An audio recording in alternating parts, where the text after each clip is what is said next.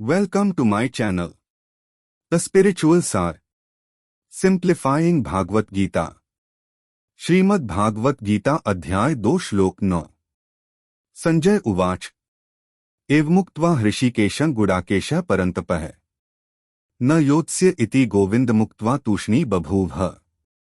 महाभारत के इस महत्वपूर्ण प्रसंग में संजय ने धृतराष्ट्र को बताया कि अर्जुन ने युद्ध न करने का संकल्प लिया।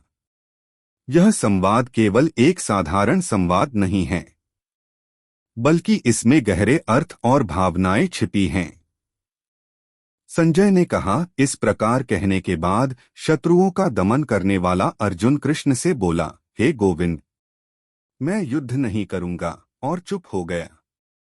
इस संवाद में अर्जुन की मानसिक स्थिति और उसके भीतर चल रहे द्वंद्व को स्पष्ट रूप से देखा जा सकता है।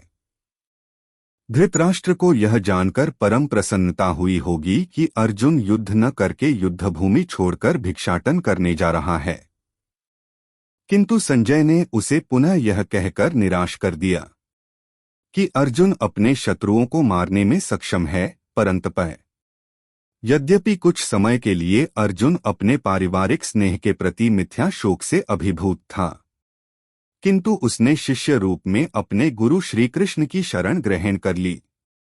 इससे सूचित होता है कि शीघ्र ही वह इस शोक से निवृत्त हो जाएगा और आत्म साक्षात्कार या कृष्ण भाव नामृत के पूर्ण ज्ञान से प्रकाशित होकर पुनः युद्ध करेगा। इस तरह धृतराष्ट्र का हर्ष भंग हो जाएगा।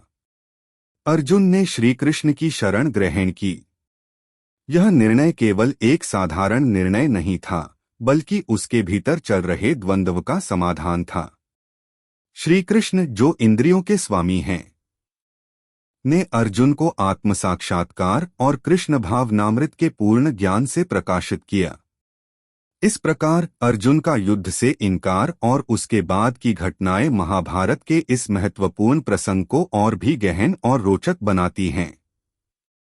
अर्जुन का यह निर्णय केवल एक साधारण निर्णय नहीं था, बल्कि उसके भीतर चल रहे गहरे भावनात्मक संघर्ष का परिणाम था। श्री कृष्ण की शरण में जाकर अर्जुन ने आत्म साक्षात्कार और कृष्ण भावनामृत के पूर्ण ज्ञान से प्रकाशित होकर पुनः युद्ध करने का निर्णय लिया। इस प्रकार यह प्रसंग महाभारत के इस महत्वपूर्ण अध्याय को और भी महत्वपूर्ण बनाता है। श्लोक का सार। अर्जुन का युद्ध न करने का निर्णय केवल क्षणिक था। उन्होंने शीघ्र ही आत्म साक्षात्कार किया और यह समझा कि उनका कर्तव्य और धर्म युद्ध करना है।